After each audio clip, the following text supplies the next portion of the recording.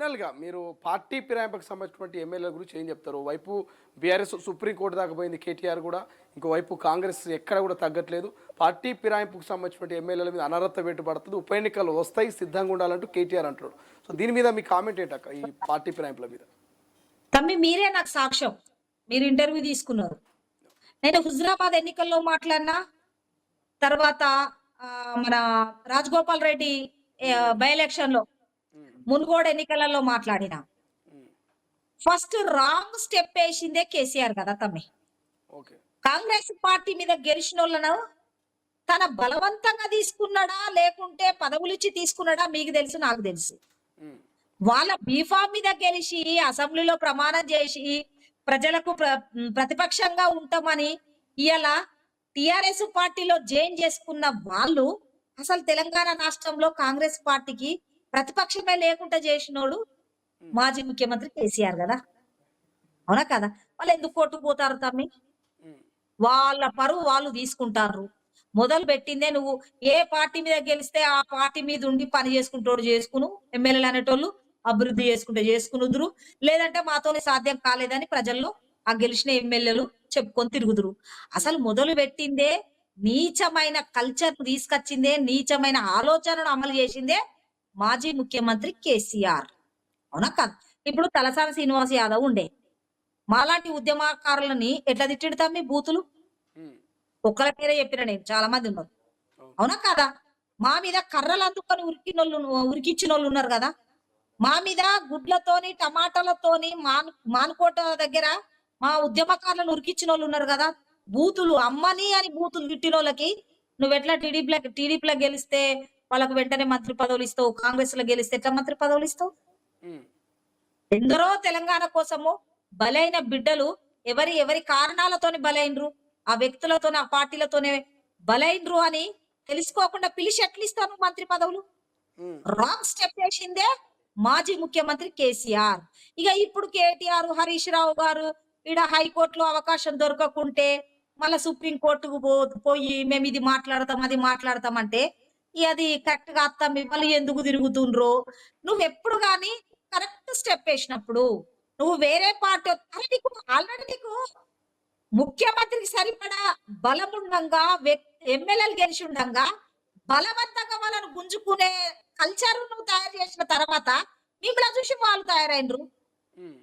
నేను ఇంతకుముందు కదా తమ్మి, కేసీఆర్ చేసిన విధానాలే ప్రతిపక్షం లేకుండా చేసిండు కేసీఆర్ కాంగ్రెస్ పార్టీకి. రేవంత్ రెడ్డి అన్న కూడా అదే చేసిండు కావచ్చు, అంతే కదా? నువ్వు నా పార్టీ లేకుండా చేసిన 5 ఏళ్ళు 10 ఏళ్ళు మేము గోసపడ్డము, నిన్ను కూడా గదే గోస పెడతానని కక్ష కడుతుండు కావచ్చు. దానికి తలవంచుకొని చక్కగా ఆ గెలిచిన నియోజకవర్గాల్లో ప్రజలకు సేవ చేసుకుంటా హరీష్ రావు కేటీఆర్ ఏదో పని చేసుకుంటూ ఉండక వీళ్ళు సుప్రీం కోర్టుకు ఆ కోర్టుకి ఈ కోర్టుకు తిరుగుతారు. ఎందుకు తిరుగుతుంటారు కోర్టుల చుట్టూ కదా?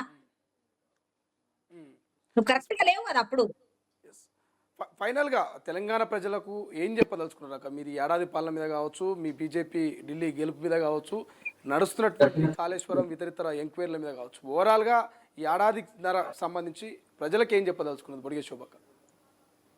ఒకటి తమ్మి, నేను తొలి వెలుగు ఛానల్ ద్వారా 4 కోట్ల తెలంగాణ ప్రజలకి అంటే ఒక ఉద్యమకారురాలుగా, బొడిగె శోభక్క గాలన్న ఉద్యమకారురాలుగా తెలంగాణ రాష్ట్రం సాధించడంలో మా భార్యాభర్తల పాత్ర ఎంత ఉందనేది మీకు తెలుసు. దాదాపు 18-19 సంవత్సరాలు మా ఉడుకు రక్తాన్ని వెచ్చించిన వాళ్ళం. అంటే జై తెలంగాణ అననోళ్ళు, తెలంగాణ ఉద్యమంలో పాల్గొనోళ్ళకి వాళ్ళ పదవులు వచ్చేసినాయి, బాధేం లేదు. కానీ 4 కోట్ల తెలంగాణ ప్రజలు ఆశించింది నిరుద్యోగుల బాధలు, రైతుల బాధలు, మహిళల బాధలు. 4 కోట్ల తెలంగాణ ప్రజలు ఆశించిన దాన్ని అమలు చేసుకుంటూ పోతే అంతకంటే ఎక్కువ ఏం లేదు తమ్మి. నేను ఈ పార్టీ ఆ పార్టీ అనా, కేంద్ర ప్రభుత్వమైనా రాష్ట్ర ప్రభుత్వాలైనా ప్రజలు కట్టిన పన్నులతోనే ప్రభుత్వాలు నడుస్తాయి. ప్రభుత్వ పథకాలు మేమిస్తున్నాం కేసీఆర్ ఇయ్యలేదు ఇంకోరు ఇయ్యలేదని అనడానికి అవకాశమే లేదు. ప్రజలు ట్యాక్స్ కడతారు, పన్నులు కడతారు. ప్రజలు కట్టిన పన్నులతోనే ఇవాళ ప్రభుత్వానికి బడ్జెట్, ఆ బడ్జెట్లకెళ్ళి ప్రజలకు ఇవ్వవలసిందే. ఎవరింట్లోకెళ్ళి తెస్తలే, అవునా కాదా? ఎవరింట్లోకెళ్ళి తెస్తలే. ఇవాళ కాళేశ్వరం ప్రాజెక్టు మీద కానివ్వండి, ఇంకో దాని మీద కానివ్వండి విచారణ జరుగుతుందంటే శోభక్కగా నేను ఒకసారి ఈ రాష్ట్ర ప్రభుత్వానికి రేవంత్ రెడ్డి అన్న గారికి ముఖ్యమంత్రి గారికి. ఎందుకంటే అన్న నేను ఒకే టర్ము ఎమ్మెల్యేలము, జడ్పీటీసీలము తమ్మి రేవంత్ రెడ్డి అన్న. నన్నెప్పుడూ ప్రేమగా శోభక్క టైగర్ అని పిలిచేటోడు అసెంబ్లీలో. ఉమ్, ఉమ్, కానీ నేను అన్నకు ఒక యువకుడిగా అన్న మీద ఒక మంచి అంటే పిసిసి అధ్యక్షులుగా ఉన్నప్పుడు ఒక ప్రజల నుండి ఒక సూటబుల్ లీడర్ అని ఒక నమ్మిండ్రు ప్రజలు. కాబట్టి అంతటా అన్నిటి మీద వాళ్ళు చేసిన అవినీతి ప్రాజెక్టుల మీద విచారణ జరగాలి. ఎవరిని కూడా క్షమించొద్దు. ఎందుకంటే వాళ్ళు 4 కోట్ల తెలంగాణ ప్రజలని ఇవాళ మోసం చేసి ప్రాజెక్టుల రూపకంలో వేల కోట్ల రూపాయలు పర్సెంటేజ్ తీసుకొని కుటుంబం ఇవాళ విదేశాల్లో పెట్టుబడి పెట్టిరు కాబట్టి తిన్నయి కక్కిస్తానన్నారు రేవంత్ రెడ్డి అన్న గారు. కాబట్టి కల్వకుంట్ల కుటుంబము తిన్నయి తెలంగాణ రాష్ట్ర ప్రజల ముందు కక్కించి అవి బడ్జెట్ రూపకంగా ప్రజలకి పథకాల రూపకంగా ఖర్చు పెడితే బాగుంటది అనేది నేను ఒక ఉద్యమకారురాలుగా నేను అంటే తనకు గుర్తు చేస్తున్నా, ప్రజల పక్షాన చెప్తున్నా. అంతేకాదు ఇప్పుడు ఒక కాళేశ్వరం ప్రాజెక్టు మీద ఇవాళ విచారణ జరుగుతుందంటే ఆ విచారణ ఎక్కడ వరకు జరిగింది, ఏం జరిగింది అనేది 4 కోట్ల తెలంగాణ ప్రజలకు తెలవాలి.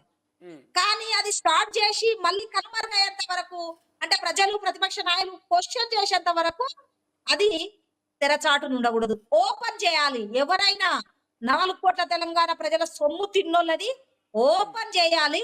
అది చట్టపరంగా కోర్టు మీద బాధ్యతలు అప్పచెప్పాలి.